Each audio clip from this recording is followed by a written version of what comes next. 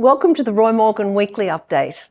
There was little movement this week with the key weekly indicators. Federal voting intention remained tied at 50-50 between the Coalition and ALP on a two-party preferred basis. This tight result between the two major parties now stretches back over 4 months to mid-June. If a federal election were held now, the result would be too close to call.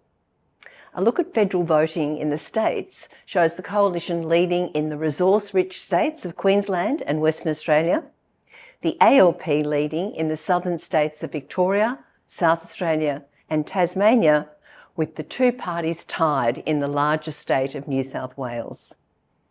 A key aspect of the ALP's victory in 2022, and remember it was a narrow one-seat majority, was winning 4 seats in Western Australia. On these latest Roy Morgan results, all 4 of these seats are at risk of being lost. Government confidence, whether people think the country's going in the right or the wrong direction, increased 2.5 points to 76. But of course that's still well below the neutral level of 100. The increase is because there was an increase in the number of Australians saying the country's going in the right direction. 31.5%, up 2%. That said, a majority still thinks the country's going in the wrong direction. And consumer confidence, the best indicator of consumer sentiment, was unchanged this week, with ANZ Roy Morgan consumer confidence at 83.4. Consumer confidence has now spent 13 weeks since mid-July in a narrow band from 81 to 85, but hasn't cracked the mark of 85 for 89 weeks since January 2023. This week, ANZ Roy Morgan inflation expectations fell 0.3%, and Australians are now expecting annual inflation to be 4.6% per annum over the next 2 years. Inflation expectations have now spent 9 weeks under 5%. That's the first time this has happened for 3 years, since October 2021. Now to employment and unemployment. There's mixed news in September. The monthly movement shows real unemployment in September at 9.5%. That's up 0.4% on a month ago. And now over 1.5 million Australians are unemployed. There are almost as many workers underemployed. That's part-time workers wanting more hours as unemployed.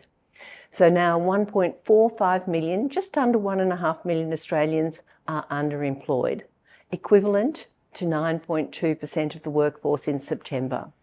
And that's down 0.3% on a month ago. So overall, total unemployment and underemployment, what we might call workforce underutilisation, was 18.7% of the workforce in September, just over 2.9 million people. This overall figure is virtually unchanged on a month ago, with the monthly movements in unemployment and underemployment largely balancing each other out.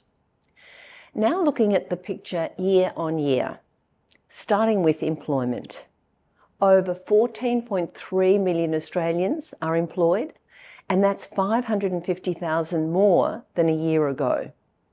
As we know, that's largely due to population growth. Over the same period, the population increased 698,000. But the strong employment growth has produced positive results on unemployment.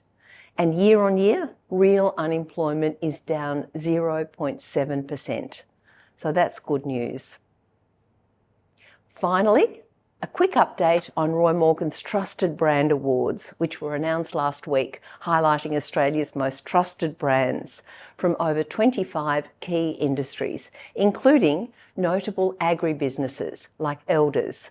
And Elders was recognised as Australia's best of the best agribusiness for a second straight year.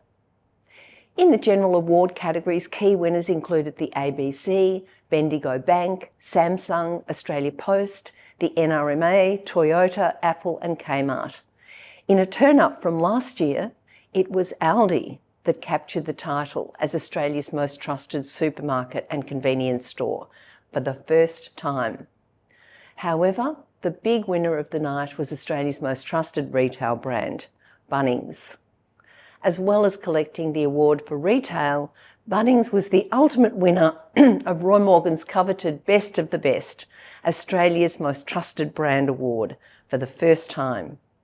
The win should come as no surprise, as Bunnings has been consistently ranked among the top 3 most trusted brands over the last 5 years and maintained a high level of trust, even as other formerly trusted brands like Woolworths and Coles experienced significant declines in their rankings. And that's a wrap.